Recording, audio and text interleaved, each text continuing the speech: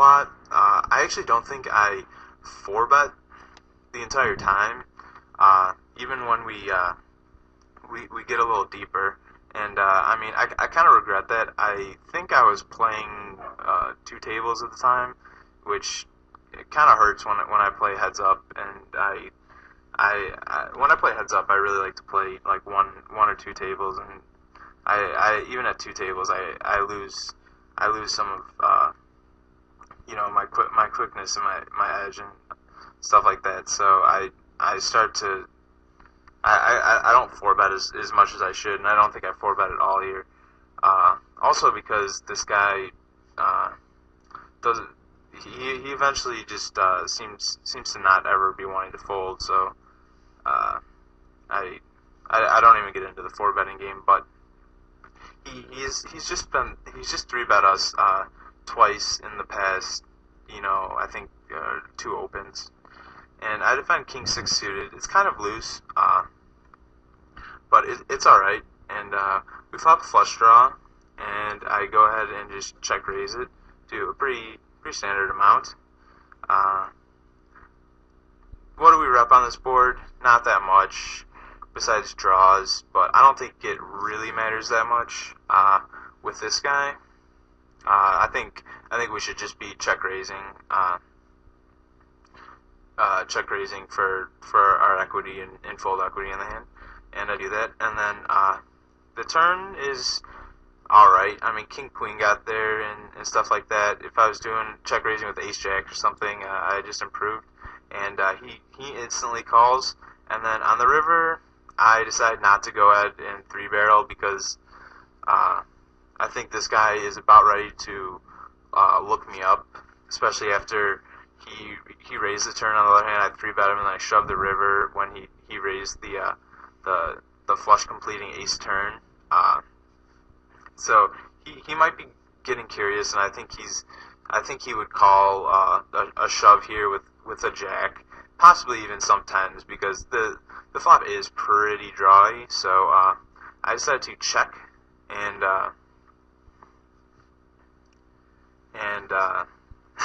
it's actually a pretty interesting play because he goes all in. And what do I think about this? Let's try to put him on a hand. What type of hands would he be shoving all in here with? Well, let's start at the top. If he had king queen, he probably. I mean that's certainly a possibility, but he would have had to be slow playing on the turn. If he had, a set or two pair, I would have expected him to already have shoved all his money in the middle. If he had caught the ace on the turn at all, I would have expected him not to just be calling on the turn. I would have expected him to just be shoving. Like, let's say he floated the flop check raise with ace queen or something like that, and he hits the ace on the turn. I bet into him. I think he's just shoving all in.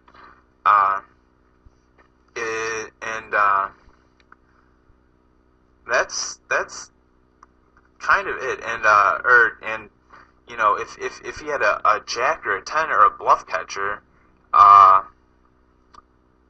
you know, would he be shoving on this river when he's been playing bluff catcher so far? Would he be shoving something as thin as like king jack here?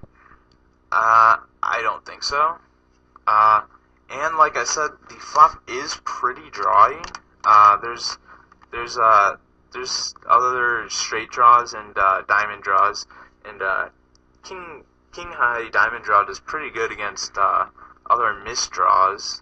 It loses to the nut flush draw, I guess, but like I said, if he had hit the ace on the turn, especially if he had peeled the flop raise with like something like ace five diamonds, nut flush draw, and then he hit it down the turn, I think he would have probably just wet his pants and gone all in. Said I have a monster. So I'm taking that out of his range too. So if I don't think he has a very strong hand, as in a pair of aces or better, which for him to have, I think, would have required some sort of slow playing on this dry of a board, which I don't think anyone does. I don't think this guy does. Uh, it's really hard for me to put him on a value hand when pretty blank, three of clubs hits on the river. So I actually decide to go ahead and be a hero and call with king high. Uh, I think about it for a while because if you're ever trying to be a hero, you should always be thinking about it. Oh God, sorry about that. You should always be putting some serious thought into it. But I just really didn't see many value hands that he would be doing that with, that he didn't completely slow play with, and he winds up having Jack 3, which I think validates that play, because do I think that he shoves that Jack if he doesn't hit the 3 on the river? Probably not. So really, like, the only hands that I could have seen him doing that for value, which I mean, I guess I didn't really see, Jack 3 in his range, but the only other hand I guess that could have improved on the river is like 10-3 and Jack 3, and I really didn't account for them in his range very much. Jack 3 offsuit. So I really kind of ruled that out on his value hands that improved on that river. But so I actually think I stand by that play. I think it was really hard for him to be shoving a value hand that he didn't absolutely slow play to get to that river, that complete like blank river. So I really don't mind that call actually with king high. I think you'll see a lot of misdraws there, a lot more than you'll see value hands like Jack 3 and stuff like that. And he just check raised me on that other flop, and he's been pretty active in check raising and stuff. So I decided to just check it back, and turn he checks to me, and there's 4 straight out there, and I just bet to take it down. I really don't see him checking an 8 to me, and I don't know. I just bet to take it down. Suppose could have just checked there, and hopefully he bluffed into me on the river. I think you could probably go either way, but I just bet. Also, maybe he'll even call down light because I'm checking that super wet flop, and then betting the turn when if I had like an 8 in my hand, I was probably betting the flop or something like that. So maybe he'll call down light. But he picks up a stack early on, and I think gets a little momentum in his head from that.